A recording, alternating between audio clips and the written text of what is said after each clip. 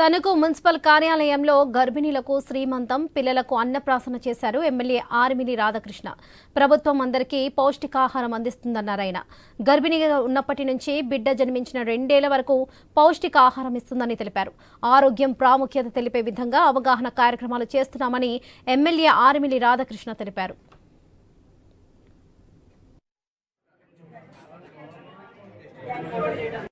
ముఖ్యంగా బిడ్డకు సంబంధించి గర్భంలో ఉన్నప్పుడు ఎటువంటి ఫుడ్ని అందించాలి తల్లికి, అలాగే పుట్టిన తర్వాత 2 సంవత్సరాలు ఎటువంటి ఫుడ్ ఇవ్వాలి, ముఖ్యంగా మొదటి 2 సంవత్సరాలు బిడ్డ పుట్టిన తర్వాత వారికి ఇచ్చేటటువంటి పౌష్టికాహారం వారి ఎదుగుదలకి ఇటు ఫిజికల్గా కానీ మెంటల్గా కానీ వారి బ్రెయిన్ కూడా ఎదుగుదలకి అన్ని విధాలుగాను కూడా పౌష్టికాహారం చాలా అత్యంతమైనటువంటి అవసరం. దానిలో భాగంగా ఈరోజు మనందరం కూడా ఈ పౌష్టికాహారాన్ని పెంపొందించే విధంగా, పౌష్టికాహారం తీసుకునే విధంగా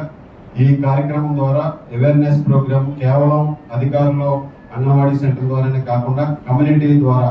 ఈరోజు కమ్యూనిటీ సెంటర్స్ ద్వారా మన కమ్యూనిటీ ద్వారా కూడా ఈ అవేర్నెస్ తీసుకురావాల్సినటువంటి అవసరం ఉందని సందర్భంగా తెలియజేసుకుంటూ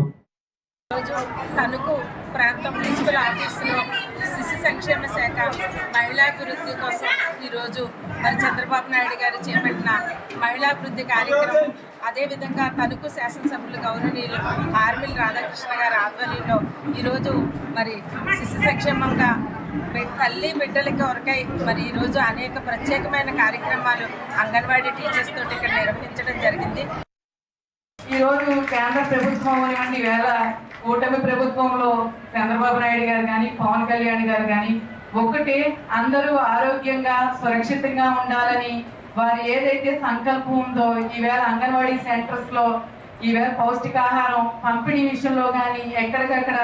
కేర్ తీసుకోవడంలో కూటమి ప్రభుత్వం చాలా ప్రయత్నం చాలా చక్కగా